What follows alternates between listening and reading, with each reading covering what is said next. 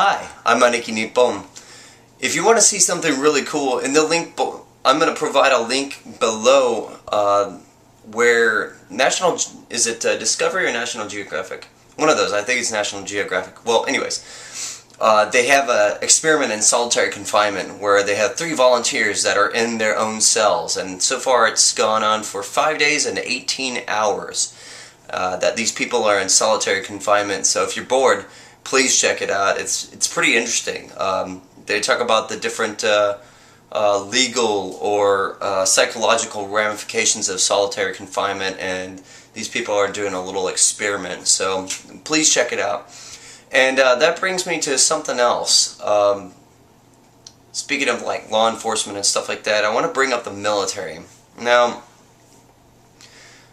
I actually came across this video. This is something that please, if you're going to check it out, be 18 and above, or with parental permission to watch it, because it's very graphic, but it's actually a good story. It's a hostage situation where the sniper actually takes out the person who's holding a woman hostage, and I gotta thank the Brazilian Special Forces for their handling of the hostage situation there. I'm really proud of them.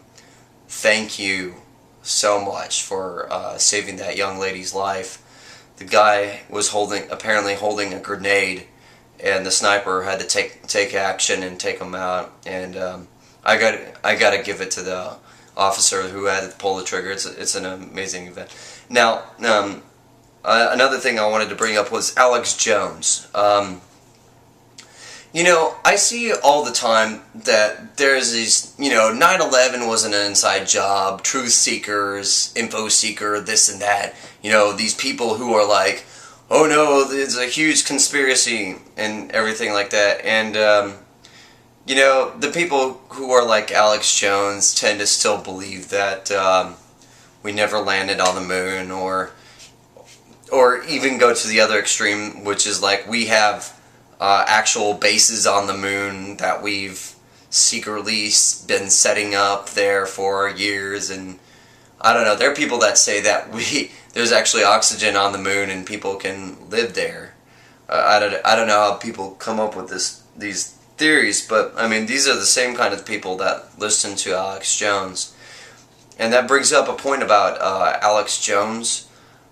He is kind of like the Eckhart Tolle, or the who are the other people that Deepak Chopra. If the Pope is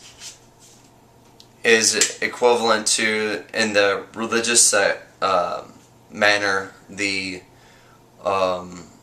head of the church, and so on and so forth, and Deepak Chopra and all them are like on the spiritual side of things, then Alex Jones is what is equivalent to the racist, the softer side of the racist or the conspiracy theory media. I'm not saying Alex Jones himself is a really bad person. No, the problem is he's really good at saying things. He's kind of like a skillfully honed preacher. He's very, very good with words. He's a wonderful man in that regard. He has a tremendous skill. Unfortunately for him, I think, fortunately for him, he can make a nice profit off of the information, off his radio show and propaganda and so on and so forth. But as far as actual truth of the claims that he makes are just so detrimental. I mean, the 9/11 was an inside job. This rich versus poor. The elites are taking over the world. This is an old idea, old fear that a lot of people play on. It's something that anybody can do. It's like, look, we're poor and we're working hard, and those elites at the top. Damn those elites at the top. They don't work hard, and I mean, there's always this power struggle that they play on. It's a basic thing. It's a basic human thing to play on, elitism and all this stuff. And it's really sad to see it because Alex Jones could be a great philanthropist. He can be a wonderful speaker, and I'm sure he'd light up any room that he tried to do charity for, like the Red Cross or whatever. But he doesn't do that. He goes out on the radio and he spreads lies about the United States military. I wouldn't know. I'm a veteran of the United States Air Force. And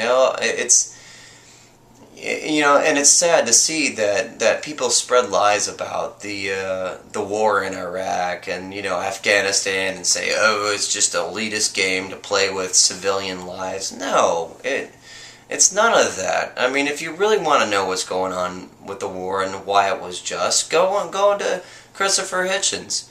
I mean, he's the same guy that also talks about the Vietnam War and how it was really unjust. That is a war that he wouldn't feel bad protesting, I mean, it was, rife with Henry Kissinger. You want to talk about a real conspiracy theory, I mean, that's one for you. That one's legit.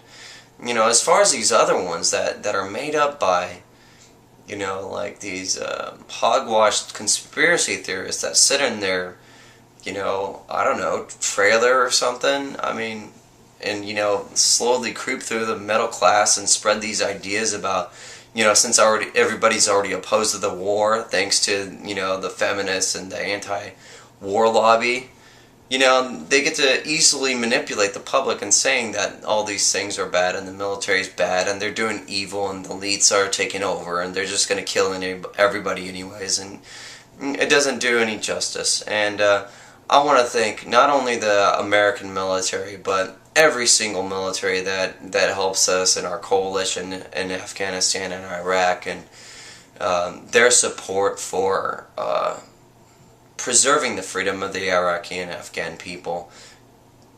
Heaven knows they need that kind of help. They really do. And I just wanted to thank them. So give me a thumbs up below and please subscribe. I'm going to send the links below that I said I would send the links to, and check them out. Thank you.